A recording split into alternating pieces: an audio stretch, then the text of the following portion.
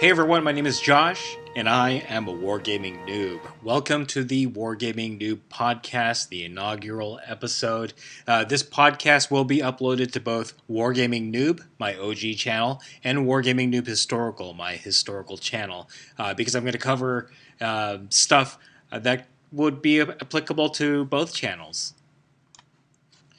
The purpose of this inaugural episode is kind of to just introduce myself and what WarGamingNewb and WarGamingNewb Historical are all about, what those channels stand for, and stuff like that.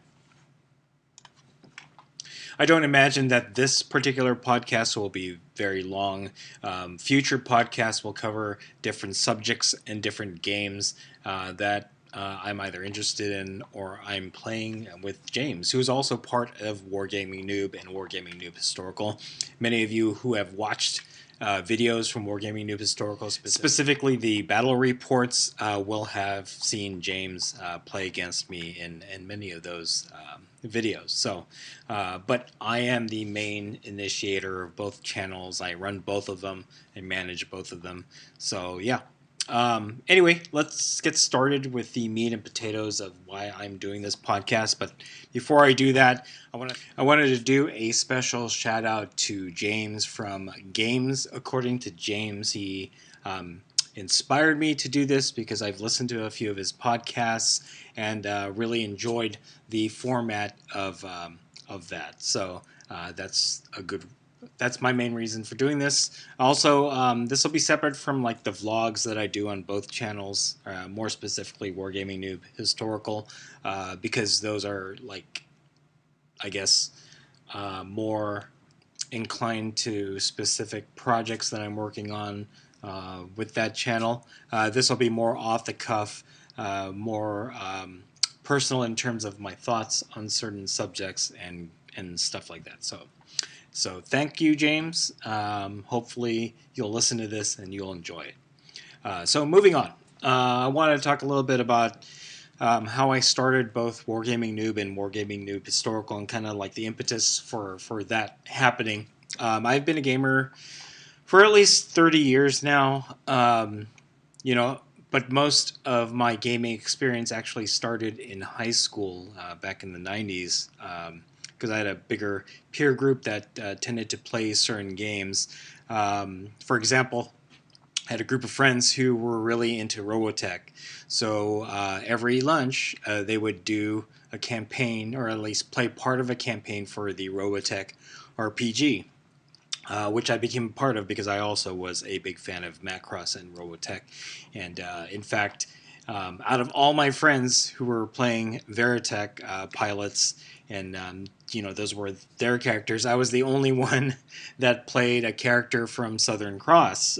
So my vehicle, of course, was the tank, while everybody else had Veritech fighters. I was the only land-based guy in the group, but that's just how it went. I enjoyed my time playing Robotech with my friends. And that lasted for a couple of years until they graduated because I was a year younger than them. Also in high school, I got heavily into Magic the Gathering.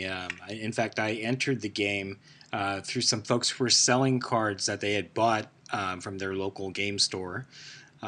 And that was around Revised Edition. So I'd been playing since Revised, and obviously design aesthetic for Magic has changed over the past 20 or so years.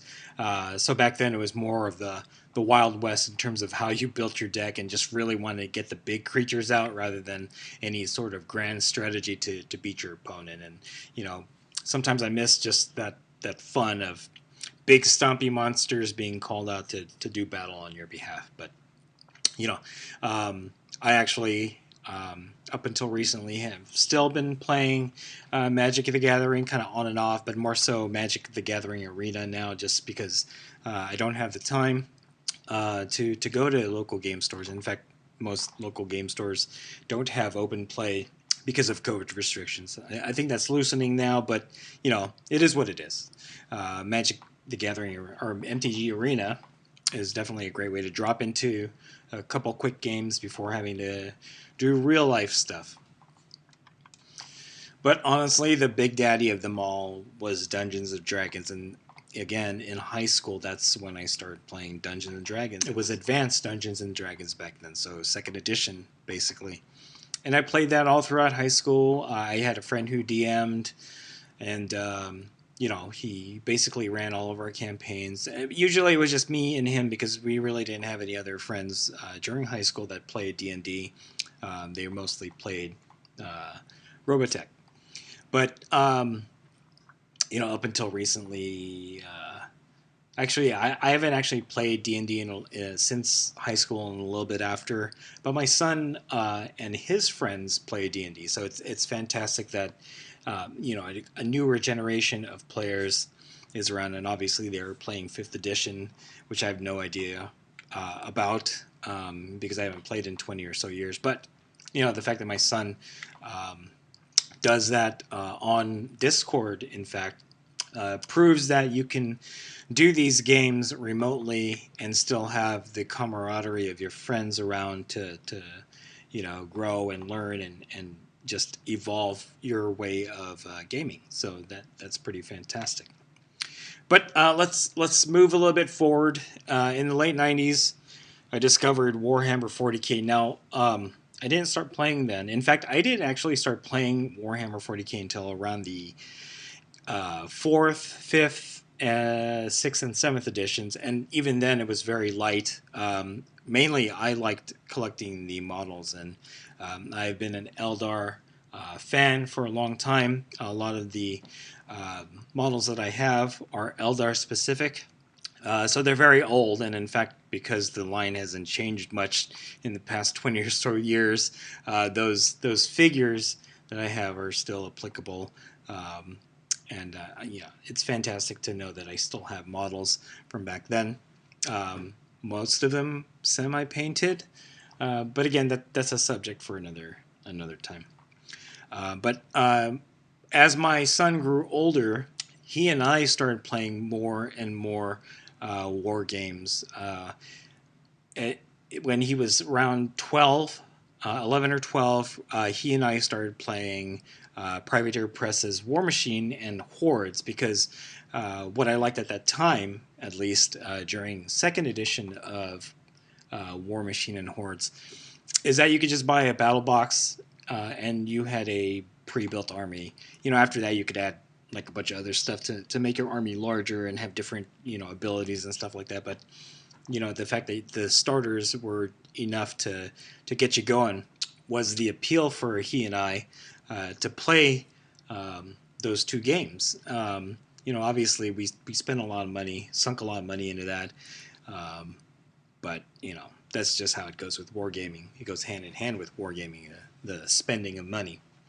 Eventually we moved past War Machine and Hordes and started playing Age of Sigmar when it came out, because we kind of missed the boat on Warhammer Fantasy. And I bought the last 2-player starter. I think it was like Blood Island or something like that, with the High Elves and the Skaven.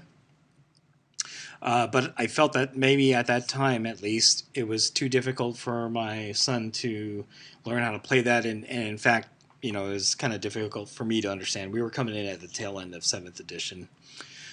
So when Age of Sigmar came out, I know a lot of folks didn't like it at the time, but for James and I, we felt that was a good entry point into a different type of war game.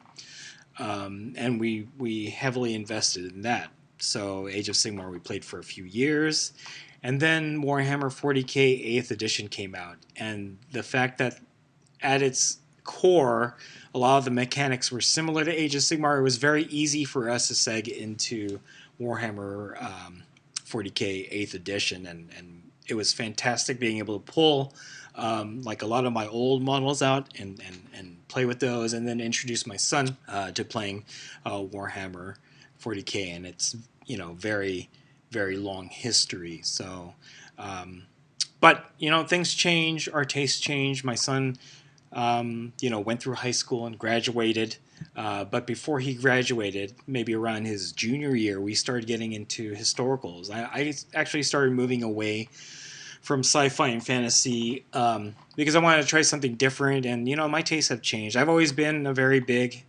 historical fan, and around, I'd say, last year when COVID started hitting is when I started getting into historicals.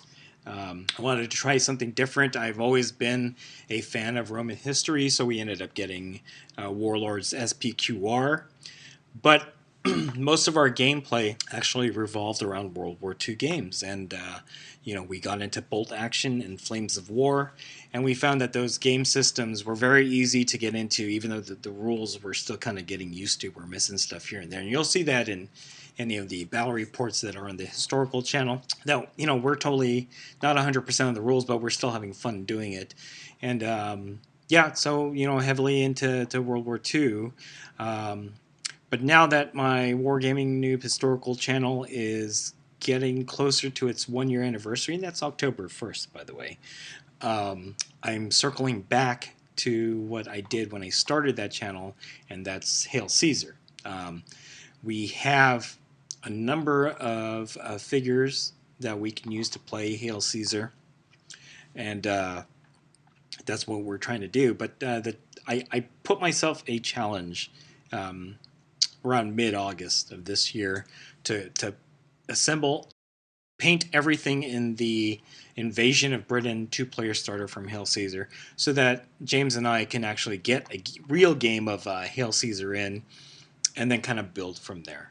So that's a thing that's planned. I'm trying to get everything done by October 1st, so I got a lot of work to do.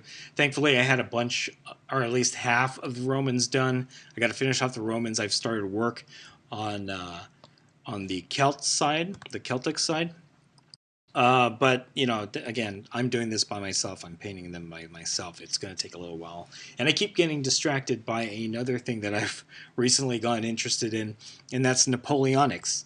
Bought the Waterloo set, bought a bunch of Parry sets or boxes and blisters, and now I am racing to try to finish both the Waterloo starter and the Invasion of Britain starter, so that we can start doing more historical battle reports outside of World War II. So that's the plan for historical by the end of the year. But I wanted to go back, because I've talked a lot about the historical channel, but I want to go back to the OG channel, WarGamingNewb. So I actually started WarGamingNewb around August of 2016 because I felt like I wanted to do something other than what I was doing, which is just working and putting models together. I wanted to start putting stuff down in video, and that's how WarGamingNewb started out. I basically did just very boring unboxings of stuff that I had in my pile of shame. And it wasn't until this year that I actually started putting battle reports out for both channels. And just recently, James and I put out an Corvus Belli's Infinity Code 1 battle report. So that was the first battle report out of 4 years, or 5 years, with WarGamingNewb. That we finally got to the point where we could do that. And really, that built off of our confidence that we had doing the battle reports for historical. So now we're kind of just swinging back to WarGamingNewb, and we're going to start doing battle reports more on that channel, on top of unboxings. And I'm also going to do vlogs and of course this podcast, so that there is varied content on both channels. Right now, the historical channel is larger in terms of an audience than the original channel, but I'm hoping to get that changed by putting out more regular content now that I've actually figured out a formula for how this worked, because before I was just posting whenever I could, but that changed when I started WarGamingNewb Historical back last October. So I've learned a few things. Now I'm trying to apply it to the original channel. So yeah.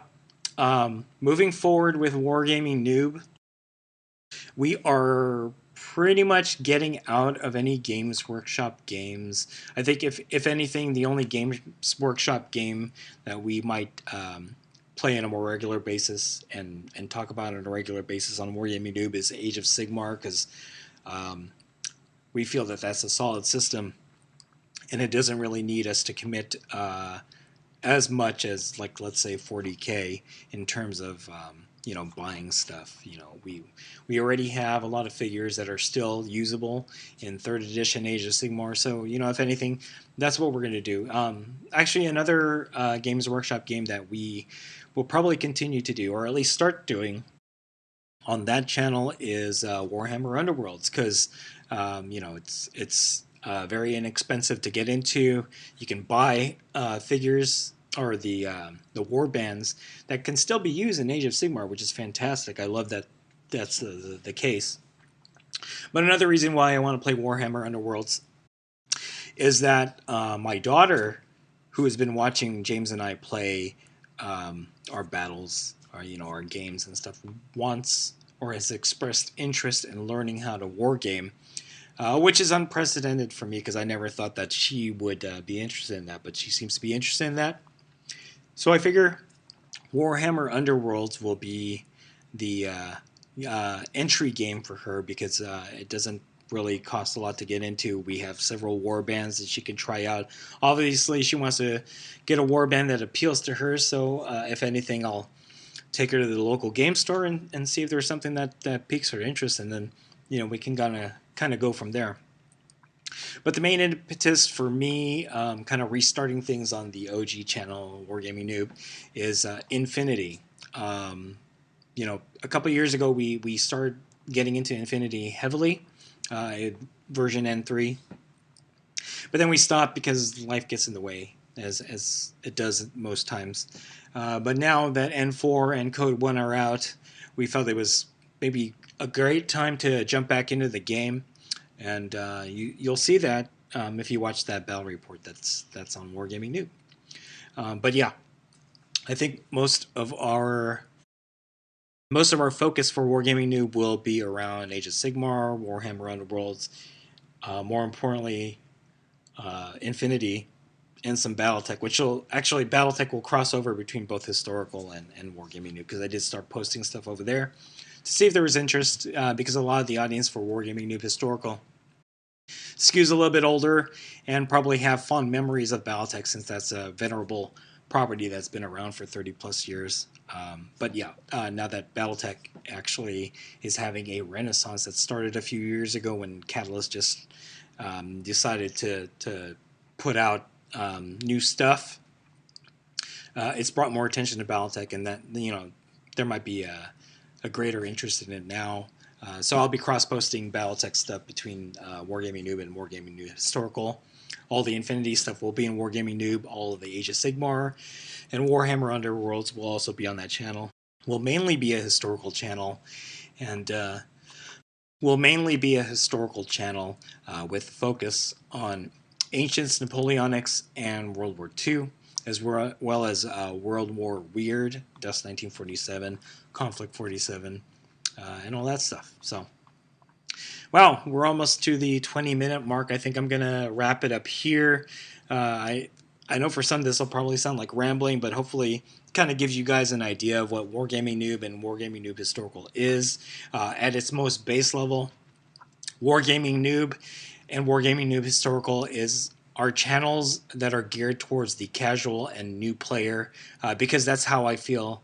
That's what I feel I am, is a new player. Even after 30 plus years of gaming, I feel like a new player in most of this stuff. So I'm hoping that the content that I provide in both channels is something that will help a new player build interest, or give them the opportunity to learn a new game that they wouldn't normally play.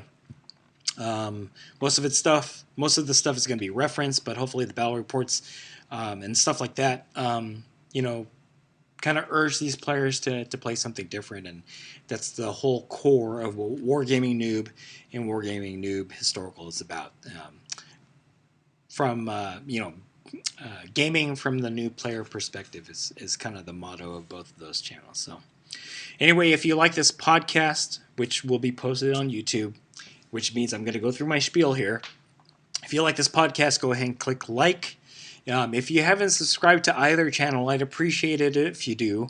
I'm very close to 100 subscribers on the OG channel. Would like to get to that point, just to, kind of be more on par with Wargaming Noob Historical, which has been more successful than I ever imagined it would be. Hit that notification bell icon so you can get notified of all new videos, podcasts, vlogs, all that fun stuff coming out of both of the channels. And then the most important thing is click on that Discord link in the description below, because that is my way of interfacing with you guys who are fans of the channel.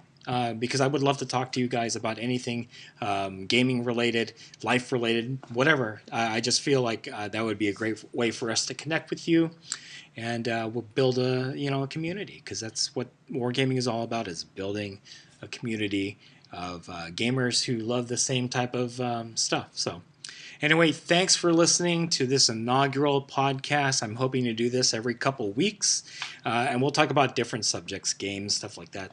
That would be outside of the normal content that I post on my channels. So thanks for listening. Stay tuned for more WarGamingNewb podcasts from WarGamingNewb and WarGamingNewb Historical.